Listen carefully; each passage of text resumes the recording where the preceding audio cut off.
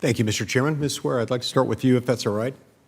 I am struck by the connection between suicides and mass shootings. They go together. In fact, more than 70% of mass shooters have some indication that they intend to commit suicide before or during the attack, or they're otherwise suicidal before carrying out the attack. This problem does appear to be bigger than guns. It certainly, mass shootings by definition involve guns, but it's a pretty narrow subset of, very narrow subset of those who have guns that carry out these particular types of attacks.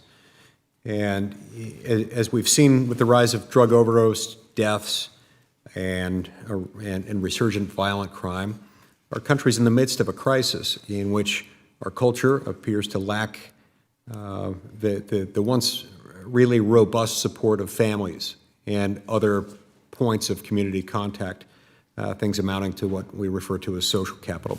So mass shootings, suicides, and violent crime are in many respects symptoms of these deeper problems.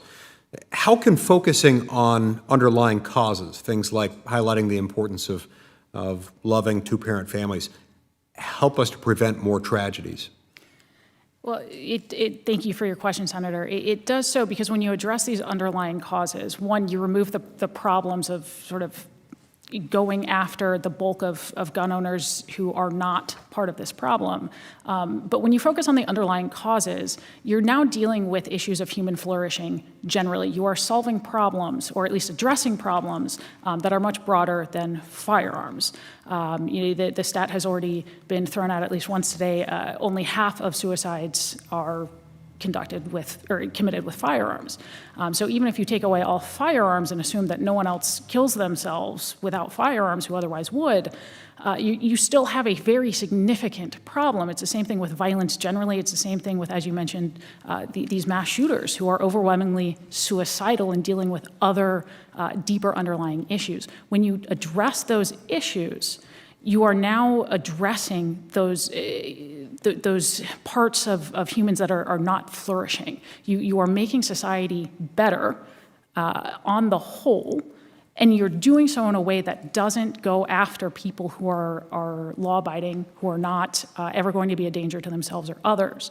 So on the whole, it's just a more economic and efficient way of dealing with societal problems, is getting at those root causes instead of trying to play whack-a-mole, going after things on the surface. Right. If one could attach a value of 0 to gun ownership, and if one could somehow separate out constitutional protections and assume the ability of government to enforce to a 100% degree in a gun ban, one can imagine a world in which that sort of thing might proceed. But of course, we do have constitutional protections. And one of the reasons we have constitutional protections, dating back more than 2 centuries in our country, dating back many centuries more than that under the English Bill of Rights, is because they do have some utility. That's why the Constitution did make that compromise, that bargain, understanding that some people would misuse them, but there was some utility to it, and that Americans should be able to avail themselves of that right. Can you tell us something about the benefits that you see attached to gun ownership and defensive gun use? For example, what would be the dangers to the personal safety and self-defense interests that we have as citizens from undermining the constitutionally protected right to bear arms? Senator, the Second Amendment, as I think you suggest, is premised on this right of self-defense, whether it's self-defense against tyrants or self-defense against criminals when the government can't or won't be there to protect you. In terms of what that means to the benefit of individual gun owners, again, a stat that has already been thrown out, there are 400 million firearms in this country.